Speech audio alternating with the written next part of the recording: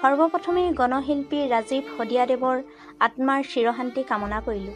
তেখেত য'তেই আছে তাতেই শান্তিত থাকক আৰু ভগৱানৰ ওচৰত প্ৰাৰ্থনা জনাইছোঁ তেখেতৰ আত্মাক শান্তি দিয়ক। গণশিল্পী ৰাজীৱ শদিয়াদেৱে জাতি মাতিৰ গীত গাই অসমবাসীৰ হিয়াৰ আমঠু হৈ পৰিছিল।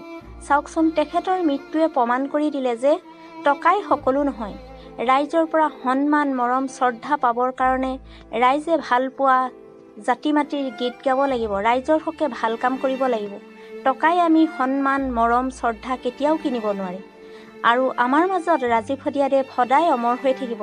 তেখেতৰ গীতবিলাক সদায় আমাৰ মাজত জীপাল হৈ থাকিব।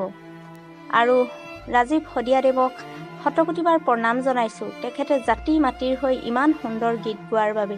আৰু সমূহ অসমবাসী ৰাইজকো শতকোটিবাৰ প্ৰণাম জনাইছোঁ তেখেতক ইমান সন্মান মৰম শ্ৰদ্ধা দিয়াৰ কাৰণে। আৰু আজি তেখেতৰ আৰ্দ্যশ্ৰাদ্ধৰ দিনাখন চাওকচোন, ইমান মানুহে ভৰি পৰিছে। অসমৰ সকলো মানুহে যেনেকৈ মৰম শ্ৰদ্ধা দিছে, সঁচাকৈ শতকোটিবাৰ সকলোকে প্ৰণাম জনাইছোঁ। আৰু তেখেতৰ বিদেশী আত্মাৰ সদ্গতিৰ কামনাৰে আৰু ভগৱানৰ ওচৰত প্ৰাৰ্থনা জনাইছোঁ তেখেতৰ পৰিয়ালবৰ্গক কুশলে ৰাখক, সকলোটিকে ভালে ভালে ৰাখক। ধন্যবাদ।